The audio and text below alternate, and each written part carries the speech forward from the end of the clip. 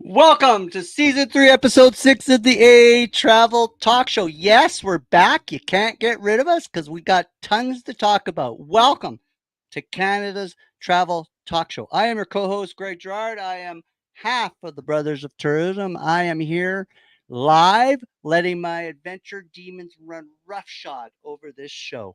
The A Travel Talk Show is a Canadian True North Strong and free live broadcast coming to you from the Cobro satellite, beaming down to you from the A Canada space station this week, somewhere over the Long Point, Ontario, Canada. Tonight, we welcome back and are so fortunate to have sitting here in our virtual studio with me is my co-host tonight, Canada Adventure Seeker, Lisa Muldoon. Welcome back, Lisa.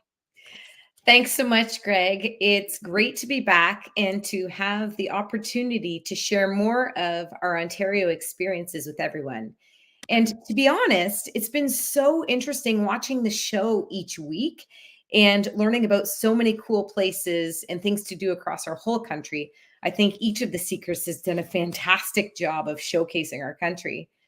I don't know if I could have said that any better, and you're exactly right. You guys have rocked it every week, and I'm so fortunate I get to tag along and in your shadow as you guys rock this show. So tonight, Lisa, we're going to be talking about your out of this world experience meeting with Canadian astronaut Chris Hadfield, and which I thought was really interesting, you'll be sharing your owl banding experience at the Long Point Observatory in Long Point, funny enough, Long Point, Ontario. So, sounds to me that Lisa and I are going to get down and we're going to have a hoot tonight while we explore space together. You get that? I know you guys are Yeah, laughing on the too, side. I know they're too all much. laughing away. So I might be the only one laughing out loud right now, and I know it's a lame joke, but this is an interactive live show. So feel free to tease me on my bad jokes and join the conversation by connecting, asking questions, and just giving us a thumbs up when we're doing a good job. So tonight, Lisa, you know, I've known Lisa not a long time, but a good time. I've known her and I'm starting to get to understand her little likes and everything. And she's sure, from what I'm seeing, Lisa, you like to hike, you like your biking, you like your canoeing, you like your camping, you like your snowboarding, and a whole bunch more. But this time, you are here to tell us a little bit about owl banding at the Long Point Bird Observatory in Long Point, Ontario. So you got my attention with that one. So what is this owl banding? Well, Greg, recently I visited the Long Point Bird Observatory, and I had an opportunity to observe their fall northern saw-whet owl migration monitoring program. And what happens is each night of the owl migration program, they safely capture the owls in nets, and these owls are attracted by sort of a playback system, which plays their call, and they band the bird. So the banding starts about an hour after sunset, and depending on how many owls they collect on their net runs, can sometimes run late into the night. Hmm. On the night we visited, we were there. We saw them process 10 owls, which we were super excited about because you could go and there might be no owls. So that was really neat. And so the team, what they do is they answer your questions, but they explain each step as they put a little band, and you'll see in the slideshow a little band around their feet, and they record valuable data such as their height and their weight and the age of their feathers and different pieces like that. Okay. And then at the end, they release them back into the night. And it's interesting because if they have just eaten, you can sometimes see blood on their talons or on their face. Just Yeah. different. They come in all states and all ages, and yeah, Yep. so Yep. it's really really interesting. Um, Before we play the video, though, Okay. I need to give a thank you to birder and photographer Brent Ferry for allowing me to use some of his amazing videos and photos in this presentation. He really has a good eye for capturing those pieces, and so I wanted to Are, are, showcase some are of we those as talking well. about the same Brent Ferry I just put on the screen here with the little Oh, that owl? is, yeah, he put an owl right in there. There you go. Way Hi, to Brent. go, Brent. Way to go. And Brent, thank you very much for doing the Canadian thing and sharing your wonderful experience here with Canada Adventure Seeker Lisa Mhm. Muldoon. But we even got something better for you, Brent, and I'm sure you're going to buckle in and be excited about this. We have a video we're going to share with you, and here it is. So at the owl banding, here's some of the interior I'm taking, right, Lisa? Yeah, there's a room with information, and this is kind of where the banding happens. They open the garage door. There's one of our saw-whet owls. And here they are banding and collecting information. They're taking measurements, observing the age of the tail feathers, and looking at the strong, grasping talons. Those things are sharp. That looks Measuring very the cool. amount of fat and looking at when they last ate. Yeah. And again, examining feathers. They look so small. They are so cute. In this one, Aren't they're they? measuring the, or they're actually measuring what size of band to put on and selecting sizes. So they're just really cute too, What and type they're do you, small. what type of owl what type of owl do you know? It's a saw-whet, A saw-whet. Okay, I understand. northern saw-whet. Yeah, and so now they're blowing to for the amount of fat that you see, um, and can look at when they last ate as well.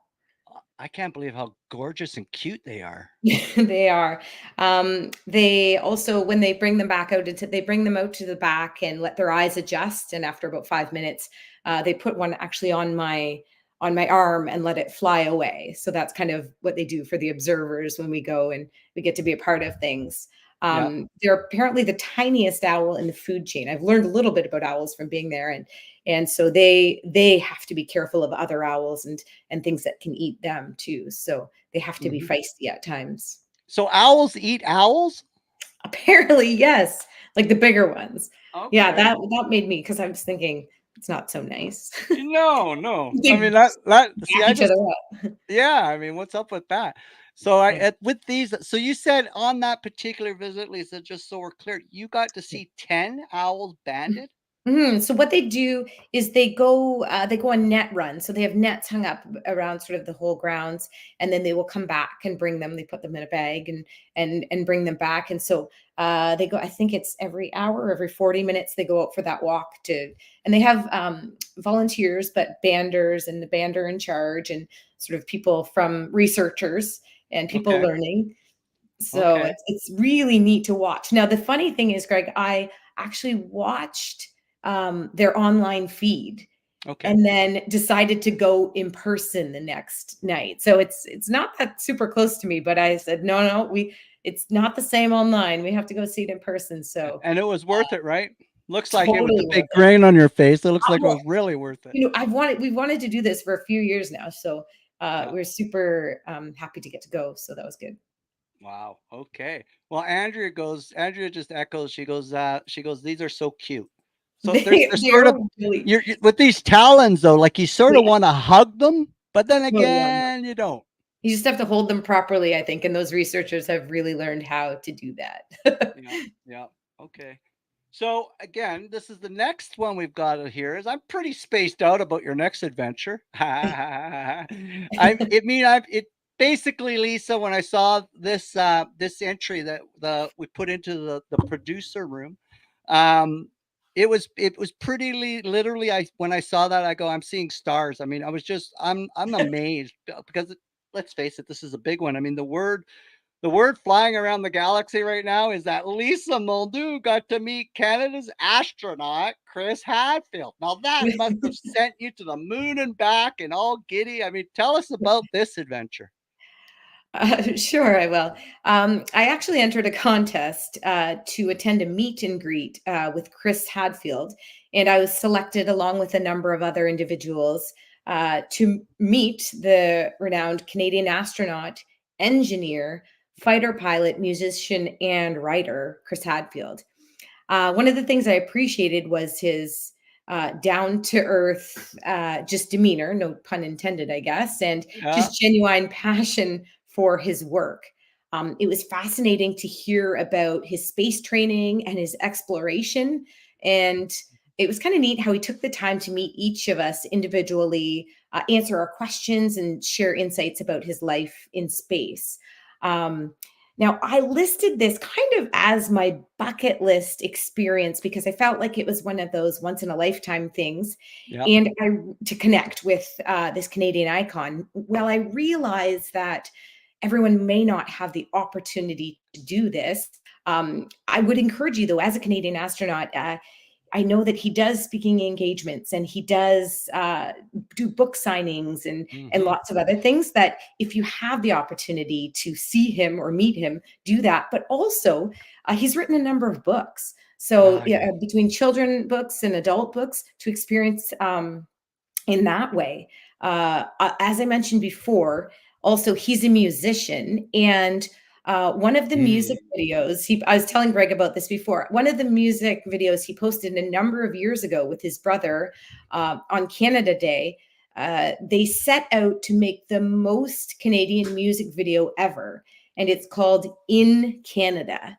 And it's just fantastic. And he just alludes to a number of Canadian things like drinking milk out of a bag and different things. Just it's a fun, very and I think they did a great job of making the most Canadian video ever. So, Yeah. um, but before I think we're going to get to the video, but before we play the video, I would also like to acknowledge the social media and engagement team from the Elevate Festival for Okay. some of the photographs that are featured in this video because I'm in them. So they took them. Yeah.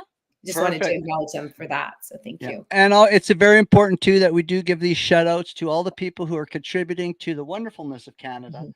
And again, thank you to everyone that has helped us with putting together these short clips. And we got a real great one here, and Lisa's going to talk us through this adventure, a Mhm. bucket list adventure of meeting Canadian astronaut Chris Hadfield. So So there Chris he is. came in to speak to us, and he told us lots of great stories about training, about his missions, and talking about the things that he had to do. He talked about there was somebody that had a jacket with some patches on it from his different missions, and he talked about them and how this one is in the shape of a guitar pick because of his love for music, which I thought was neat. He took the time to sign some books and for us and to talk to us and to Hmm. share some of his experience. He was really excited about the minifigure Lego that I dressed up as an astronaut, and he wanted to sign it, so I let him. And there's the little minifigure right Yep. there. And yeah, just a really great person to meet. It was a neat experience overall. You know what? I just one thing because I've watched this a few before we put it into the room here to put on air. But Yeah. one of the things I noticed, it's funny the jacket he uses. How Canadian can you be using a jean jacket? Oh, well, you know what? The funny thing about that is that it was actually there was one child or one kid in the whole group that came, and it was the child that was wearing the jean jacket. The child actually had a NASA hat and a space t-shirt, and then Hmm. a jean jacket with all these patches. So he was a hardcore fan. So it was really neat that he kind of had the child come up and bring him up and speak to him, and he actually gave him a guitar pick, which was kind of neat. So Yeah, very cool. And I did notice that Canada Adventure Seeker, Lisa Muldoon, was also wearing a Canadian style jean jacket. it's true. I So forgot about a little bit of karma there going on, I think. that. I guess no Yeah. patches on mine though. Well, we'll work on that. I mean, if space Okay, is your thing, I mean, you got the maybe. connection now. Maybe. So, Lisa, you're on the travel talk community quite a bit, and these adventures that we're talking about, there's a lot of your adventures there. Some great stories, photo galleries, some videos.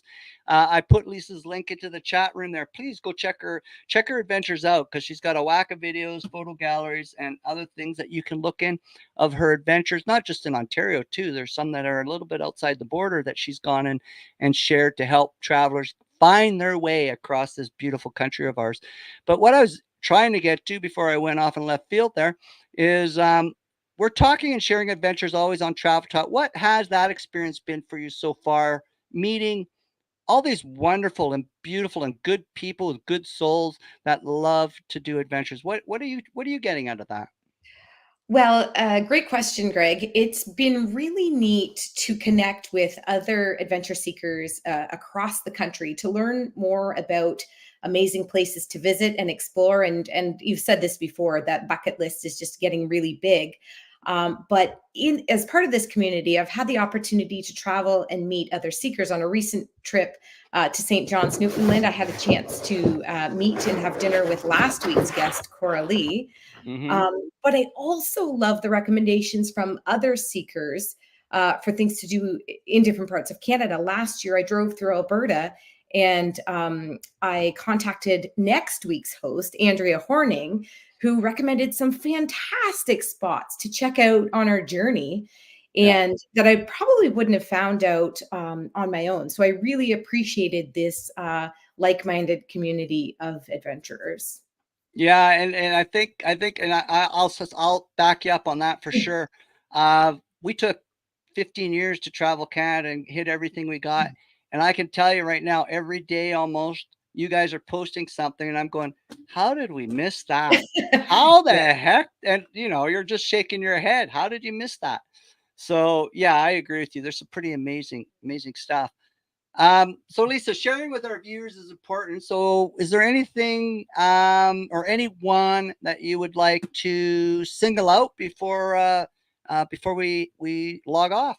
Well, I've seen a few people online here. I think I saw Tim online this evening, and although I adventure with a lots of people, he is the one that joins me on most of the majority of my adventures and is often featured in my photo albums and videos. So, hi, Tim. Hi, Tim. Tim, yeah, I've been seeing Tim and all those. Tim, you're a rock star out there, buddy.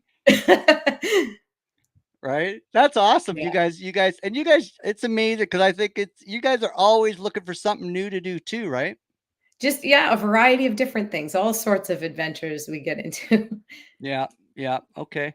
So, just so everyone knows that being an adventure seeker is a good life. You get to meet some pretty cool people. They're all pretty cool.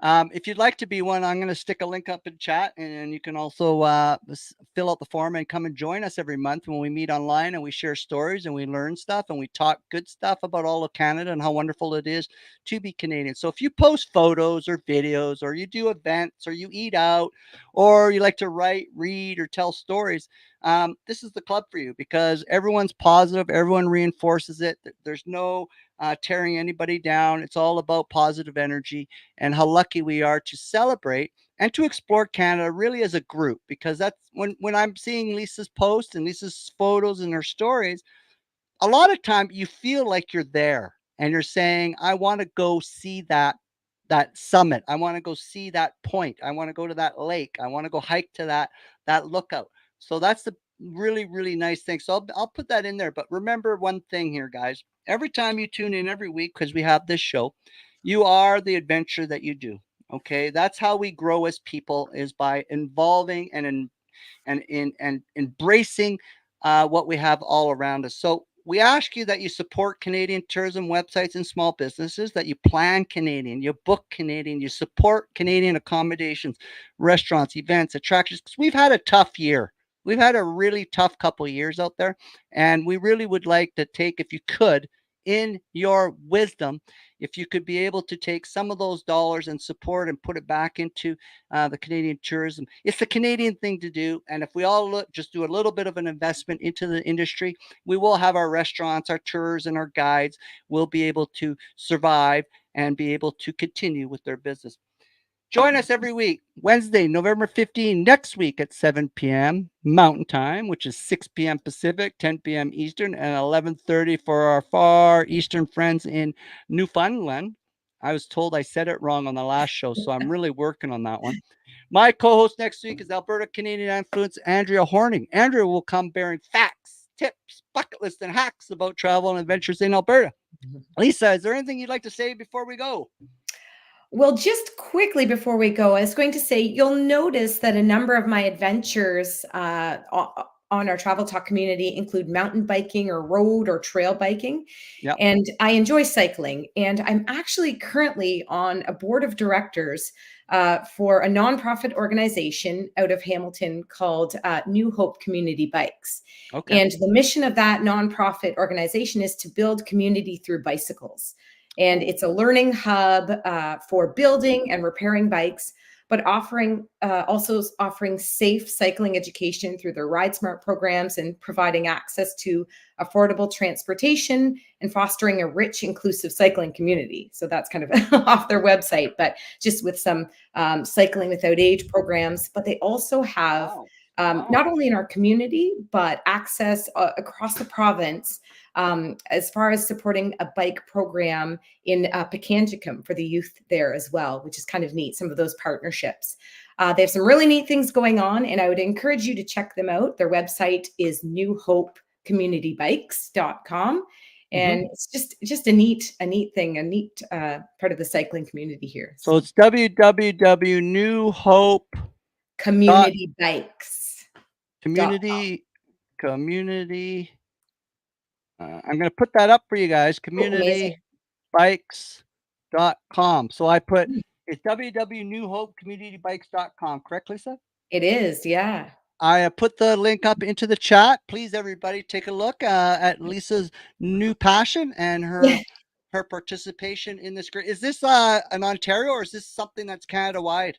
Well, it's based out of Ontario. I'm sure that there are programs like this, but focused mostly in Ontario, but we in Hamilton. But we do have partnerships, sort of our on the ground support and things are happening here. But certainly across our province as well, there's opportunities that we are involved with and like to expand as well. So good on you and it's a volunteer position, right? Oh, absolutely, yes. Good on you for volunteering. I do a lot of it myself. I think it's important that you give back to the communities we live in. So hats off to you on that one, Lisa. And I'm glad you brought that up. And I encourage every seeker in Travel Talk and every Canadian out there, when you are volunteering for something, hey, be proud, shout it loud, let everyone know what you're doing. This is what makes everything tick, is for volunteers like Lisa. And again, Lisa, kudos to yourself. And it's been a great show as always. Lisa will be back again in a month's time, and we look forward to her next adventure and her next bucket list item. You got a tough one to crack next time, Lisa. I'll tell you, for that bucket list item. It's true. Again, thank you everyone for joining us. You can watch us live. You can also watch us after we're live. We'll have this posted on our Facebook, Twitter, and YouTube pages. Go down, share Lisa's story. Let Lisa know how much you appreciate what she's done and the adventure she's shared. And again, we'll see you next week, 7 p.m. Mountain Time with Andrea Horning.